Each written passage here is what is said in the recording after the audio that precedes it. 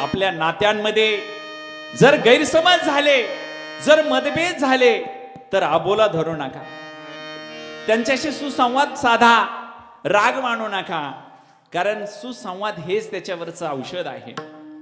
हा, आणि तो जरी स्वतःहून बोलला तरी असं म्हणू नका की त्याला गरज आहे, तो स्वतःहून बोलला पाहिजे. हा अहंकार सोडून द्या.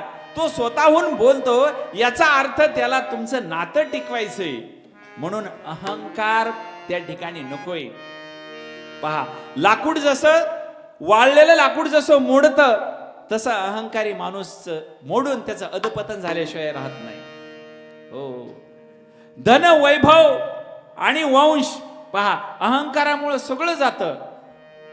धन, वैभव और वंश, अहंकार में तीनों गए.